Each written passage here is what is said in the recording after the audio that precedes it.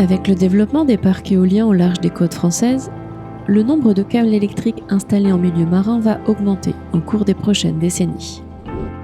La communauté scientifique s'interroge donc sur les effets potentiels de ces câbles sur les organismes marins et l'environnement. Outre les champs électromagnétiques naturellement présents dans l'environnement, les parcs éoliens en mer contribuent aux émissions de champs électromagnétiques, principalement au travers des câbles utilisés pour le transport d'électricité. Au sein des parcs éoliens, il existe deux types de câbles. Les câbles interéoliennes qui transportent l'électricité des éoliennes vers le poste électrique en mer, et les câbles d'export qui acheminent l'électricité vers le réseau à terre.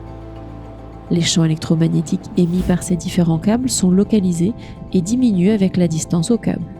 Les taux d'exposition aux champs électromagnétiques peuvent varier en fonction du mode de vie des espèces.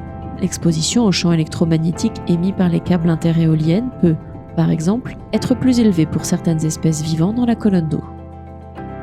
Or, la capacité de détection des champs électromagnétiques a été démontrée chez de nombreuses espèces marines.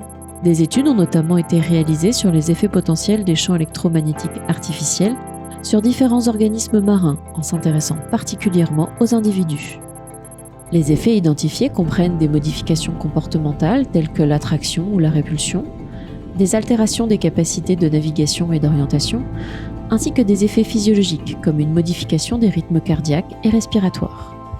Cependant, l'ampleur des impacts à l'échelle des populations, des communautés ou des processus écologiques reste indéterminée.